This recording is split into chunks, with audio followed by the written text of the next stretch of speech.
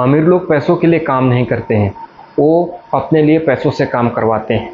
इसका मतलब कि आपको एक ऐसे एसेट्स में इन्वेस्ट करना चाहिए जो आपके लिए पैसिव इनकम हमेशा जनरेट करते रहे। आज हम बात कर रहे हैं rich dad and poor dad किताब के बारे में, जिसके लेखक हैं रॉबर्ट कियोसाकी। इस किताब में एसेट्स और लायबिलिटी में फ़र्क, फाइनेंशियल एजुकेशन की अहमियत और कैसे पैसों को अपने काम के लिए करवाएं, इसके बारे में डिटेल में बताया गया है। इस बुक में दो प्रकार के सोच वाले लोगों के बारे में बताया गया है। राइटर बताते हैं कि पुअर डैड उनके असली पिता हैं, जो एक पढ़े लिखे और शिक्षक हैं, जो मेहनती थे लेकिन हमेशा पैसों की तंगी से जूझते रहते थे। और दूसरा रिच डैड, जो उनके दोस्त के पिता हैं, जो एक बिजनेसमैन, जो स्कूल से ड्रॉप आउट थे लेकिन पैसों को समझने में माहिर थे। दोनों की सोच पैसों के लेकर थोड़ा अलग अलग था। पुअर डैड कहते थे कि पढ़ाई करो, अच्छे नौकरी करो, मेहनत से ज़िंदगी जियो। उसकी सोच थी कि जॉब में सुरक्षित रास्ता है। और रिच डैड कहते थे कि पैसे के बारे में समझो, इन्वेस्ट करो और ऐसे एसेट्स बनाओ जो तुम्हारे लिए इनकम हमेशा जनरेट करते रहे। वो फाइनेंशियली लिटरेसी के बारे में ज़्यादा थोड़ा प्राथमिकता देते थे। रॉबर्ट ने दोनों की सलाह सुनी, लेकिन रिच डैड वाली बातें उन्हें ज़्यादा प्रभावित किया। यह किताब हमें यही सिखाती है कि पैसों को समझने के लिए स्कूल की पढ़ाई से ज़्यादा ज़रूरी है फाइनेंशियल एजुकेशन। उदाहरण के तौर पर अगर आपका 50,000 रुपये मंथली इनकम है तो सारा पैसा खर्च कर देते हैं, जैसे महंगे कपड़े में, गैजेट्स में, तो आप पुअर डैड के राह पर हैं। लेकिन अगर आप उस इनकम का कुछ हिस्सा एसेट्स में इन्वेस्ट करते हैं, जैसे SIP, शेयर, स्टॉक्स या रियल एस्टेट, तो आप रिच डैड की राह पर है। इस बुक में मेन एसेट्स और लायबिलिटी के बारे में बताया गया है। जैसे एसेट्स वो चीज़ जो आपके अकाउंट में पैसे आते रहते हैं। एसेट्स वो चीज़ है जिनसे आपके अकाउंट में पैसे आते रहते हैं, जैसे किराए का मकान, शेयर, म्यूचुअल फंड्स, बिजनेस, जो पैसिव इनकम हमेशा आपको जनरेट करके देते रहते हैं। लेकिन वही लायबिलिटी, जो चीज़ें आपके अकाउंट से पैसे निकालते रहते हैं, कम होते रहते हैं, जैसे car loan, credit card, bill, महंगा फ़ोन, मेंटेनेंस का खर्च, ये सारे हमारे लायबिलिटी में आते हैं। पुअर डैड सोचते थे कि उनका घर उनकी सबसे बड़ी एसेट्स है, लेकिन रिच डैड बताते हैं कि अगर घर के लिए EMI या मेंटेनेंस दे रहे हैं तो वो भी एक प्रकार से लायबिलिटी है। असली एसेट्स वो है जिनसे आपको इनकम जनरेट होते रहे, जो आपके लिए इनकम बना के दे।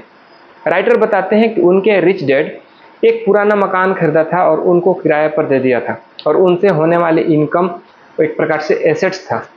लेखक बताते हैं कि हमें अपने सारे एसेट्स और लायबिलिटी के बारे में पता होना चाहिए कि हमारे इनकम का कितना हिस्सा एसेट्स में जा रहा है और क्या क्या हम लायबिलिटी में खर्च कर रहे हैं।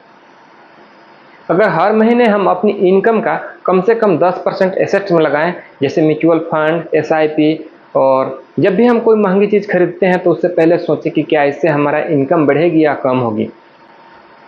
पैसे को हमारे लिए काम करना चाहिए। रिच डैड कहते हैं कि अमीर लोग पैसों के लिए काम नहीं करते हैं, वो पैसों से अपना काम करवाते हैं। इसका मतलब है कि आपको हमेशा एसेट्स में इन्वेस्ट करना चाहिए जो आपको पैसिव इनकम जनरेट करके दे, जैसे रियल एस्टेट। एक मकान खरीदिए और उसको किराए पर दे दीजिए, और हर महीना जो आपका उससे इनकम आएगा वो आपको एक प्रकार से एसेट्स है। या साथ ही साथ बिजनेस कर सकते हैं। ऐसा बिजनेस शुरू करें जो समय के साथ आपके बिना भी चल सके, जैसे ऑनलाइन स्टोर या फ्रेंचाइजी। रॉयल्टी, अगर आप क्रिएटिविटी करते हैं तो किताब लिखें, म्यूजिक बनाएं या रॉयल्टी देने वाले प्रोडक्ट बनाएं, जिनसे आपको 24/7 आपके लिए वो काम करते रहेंगे। मान लीजिए आप 10 लाख रुपए का एक फ्लैट खरीदते हैं और आप उसे 20,000 रुपये महीने पर किराए में दे देते हैं, जिनसे आपको EMI भी चुकाने के बाद कुछ पैसे बच जाएंगे, और जो बचा हुआ पैसा है आप एसेट्स के रूप में यूज कर सकते हैं। अभी आप जो कुछ भी कर रहे हैं, अपनी इनकम का 10 से 20% हर महीने एसेट्स में इन्वेस्ट करें। अगर आप नए हैं तो म्यूचुअल फंड्स में SIP के रूप में शुरू कर सकते हैं। इन्वेस्ट करने से डरे नहीं। 1,000 रुपये के SIP भी समय के साथ लाखों रुपए बन सकते हैं। इन्वेस्ट से पहले रिसर्च कर लें, यूट्यूब से या किताब से या फाइनेंशियल एडवाइजरी से आप सलाह ज़रूर ले लें। फाइनेंशियली एजुकेशन इसलिए सबसे ज़्यादा ज़रूरी है कि आप कहीं गलत जगह पर अपना पैसे ना लगा। राइटर बोलते हैं कि हमें स्कूल में गणित, साइंस और इतिहास जो सिखाते हैं, लेकिन पैसों के बारे में मैनेज करना नहीं सिखाते हैं।